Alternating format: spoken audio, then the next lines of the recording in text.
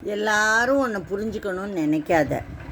உன் மதிப்பை அறிந்த சிலர் போதும் உன் வாழ்க்கை அழகாக மாறிவிடும். புரியுறதா? சும்மா தேவையில்லாமல் வந்துட்டு எல்லாரும் நம்மளை ப்ரைஸ் பண்ணணும். யார் நம்மளை ப்ரைஸ் பண்ணணும்? நம்ம யாரை விட உயர்ந்த வாழும் இல்லை, தாழ்ந்த வாழும் இல்லை. இந்த நினைப்பு இருக்கிற நம்மளை யாருமே தடுக்க முடியாது. சரியான தகப்பனும் கணவனும் அமையாத பெண்களின் வாழ்க்கை ஓட்டை விழுந்த படகு மாதிரி. கரையும் சேர்க்க முடியாது, பயணத்தையும் தொடர முடியாது. பாதுகாப்பை தேடி போராடும் ஒவ்வொரு நாளும் அவள் மனதில் சொல்ல முடியாத காயங்கள் உண்டாகும். அன்பும் அரவணைப்பும் இல்லாத உறவுகள் தனிமையை விட அதிக வலி தரும். இனிது ஏகாந்தம் இனிது.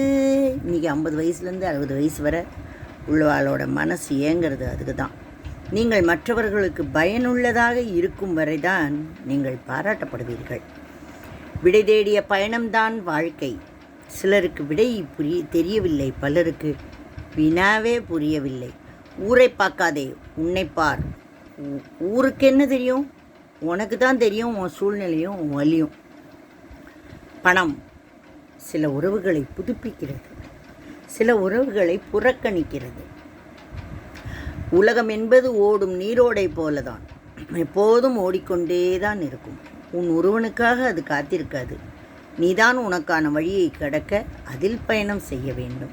மனசாட்சியை மதிக்க தெரியாதவன் யாருக்கும் உண்மையாக இருக்க மாட்டான். கொடுத்து கொண்டே இரு. நீ யார் என்று பிறருக்கு தெரியும். கொடுப்பதை நிறுத்திப்பார். அவங்க யாருன்னு உனக்கு தெரியும். கொடுத்துட்டே இருக்கிறதோட ஒன்றை விட்டால் ஆளே கிடையாது தான் உலகத்தில். நான் யாரிடம் அதிகமாக பழகுவதில்லை. காரணம் பயத்தால் அல்ல, பட்டது போருன்னு தான். ஏன்னா யாருக்காகவும் நம்மளால் கெட்டவாளாக மாறிலாம் நடிக்க முடியாது, நடிக்க தெரியாது. இப்படியே இருப்போம், இயற்கையாக இருப்போம், கடவுளின் குழந்தையாக இருப்போம். நடக்கிறதெல்லாம் நடக்கட்டும். நீ யாருக்காக உருகி உருகி வாழறியோ அவங்க ஒரு நாள் வேறு யாரோ ஒருத்தருக்காக உன்னை உதாசீனம் செய்வான். இது சத்தியமான உண்மை.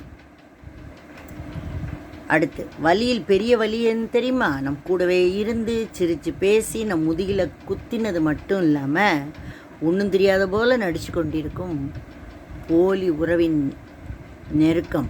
இதயத்தை கூட நம்பாதே. ஒரு நாள் அது கூட உன்னிடம் சொல்லாமல் துடிப்பதை நிறுத்திவிடும். எதிரியை கூட நம்ம நம்பிடலாம்ப்பா. ஆனால் இந்த 3 டைப்பில் ஒருத்தவங்க கூட இருந்தால் நீ காலி. யாரெல்லாம் தெரியுமா? முதல் ஆள், மற்றவங்களை பற்றி உங்ககிட்ட தப்பாக பேசுகிறான்ல, அவன் உன்னை பற்றியும் மற்றவங்ககிட்ட தப்பாக தான் பேசுவான். அவன் நண்பன் அல்ல, நாரதர். நீ கஷ்டப்படும் போது ஆறுதல் சொல்கிற மாதிரி இருப்பான். ஆனால் அவன் கண்ணுக்குள்ளே ஒரு சந்தோஷம் தெரியும். அவன் மனுஷனே கிடையாது, விஷம். உன் வளர்ச்சி பிடிக்காமல் உனக்கு எதுக்கு இது, தகுதிக்கு மேலே ஆசைப்படாத, உன்னால் இதெல்லாம் முடியாதுன்னு மட்டம் தட்டுறவன். இவங்களெல்லாம் இப்போவே கட் பண்ணிவிடு. வாழ்க்கையில் முன்னேறுவேன். இல்லைன்னா கஷ்டம். சரியா? ஓகே. அட முடியாதுன்னு யார் சொன்னால் என்னப்பா? நீ நினைக்கிறத முடிச்சுட்டு அவங்க முன்னால் திமிரோடு நிமிர்ந்து நில்லு. நேற்று இதன் பேர் இலை, இன்று சிலருக்கு சருகு, சிலருக்கு குப்பை. அவ்வளோதான் நாமும். தேவைப்படும் போது இலை, முடிந்த பின் குப்பை. இங்கே யாரும் மனசார சிரிக்கிறவங்க கிடையாதுப்பா. ஒவ்வொரு புன்னைக்கு முன்னாலேயும் சுமக்க முடியாத வலியும் அடக்க முடியாத கண்ணீரும் ஒழிந்து கிடக்கு. நம் இலக்குகளில் கவனம் இருந்தால் போதுமானது. கல்லறிபவர்கள் கட்டாயம் ஒரு நாள் ஓய்ந்து விடுவார்கள். நம் வாழ்க்கையில் வரும் ஒவ்வொரு தடைகளுக்கு பின்பும் இறைவன் நமக்கு ஏதோ ஒரு பாடத்தை கற்பிக்கிறான். உங்கள் சகிப்புத்தன்மையில் கவனமாக இருங்கள். உங்களை எப்படி நடத்த வேண்டும் என்பதை மற்றவர்களுக்கு கற்றுக் கொடுக்கிறீர்கள். மருத்துவமனையில் சில நாள் இருக்கும்போது தான் அந்த யாரடா பார்க்க போகிறான், தப்பு செஞ்சுட்டு போய் படுத்து கிடப்போமே, அப்போ அந்த கதவு சொல்லுமே ஐசியூன்னு. அங்கேருந்து தப்பிச்சு நம்மளை வார்டில் மாற்றுவாங்களே, அவன்கிட்ட போய் கேட்டால் சொல்லுவான், வாழ்க்கையில் பணம் சம்பாதிக்கிறத விட உடல் ஆரோக்கியத்தை சம்பாதிக்கிறது தான் ரொம்ப முக்கியம்னு. அதுதான் உண்மையும் கூட.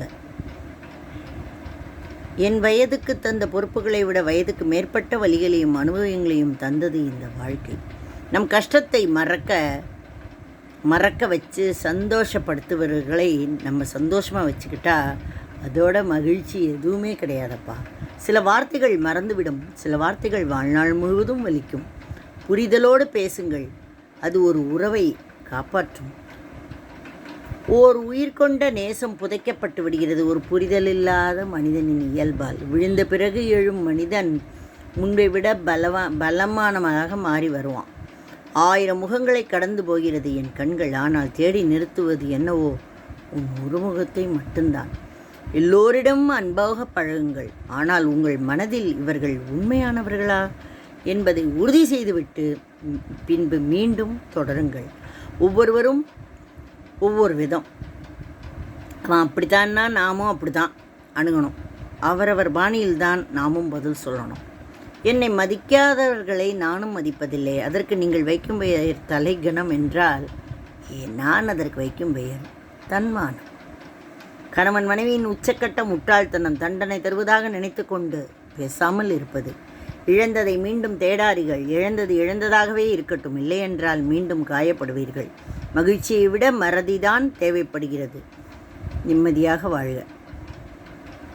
சிலரை பார்க்க மாட்டோமான்னு ஏக்கம் போய் கடைசி வரை பார்க்கவே கூடாதுன்னு வைராக்கியம் வந்துடுறது. காலம் அவர்களின் முகமூடியை கழட்டிய அந்த தருணம் இல்லையா? நம்மளோட குலதெய்வம் போயிட்டு வந்தோம், ஆனால் சில சமயம் அந்த குலதெய்வம் நமக்கு பெருசாக எதுவும் கொடுக்காது. ஆனால் நம்மள்ட்ட யாரெல்லாம் பேட் ஃபேஸ் காட்டி பழகின்னு இருக்காளோ அவளெல்லாம் தூர வைக்கும் பாருங்கோ. அந்த தருணம் மிக இனிமையானது. நம்மளோட உலகத்தை சுருக்கி தந்துடும் குலதெய்வம். அதுவும் நமக்கு ஒரு இது தானே இல்லையா? Okay,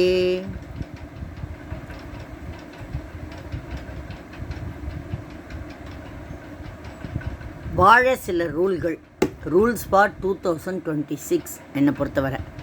call who calls you, respect who respects you, choose who choose you, trust who trusts you, invest who invest you, holds who holds you, stand with those who stand with you, love those who love you loudly, be more selfish for your mental health, stop giving chances to people who waste, and keep your circle small and your standards high. That's it. Okay.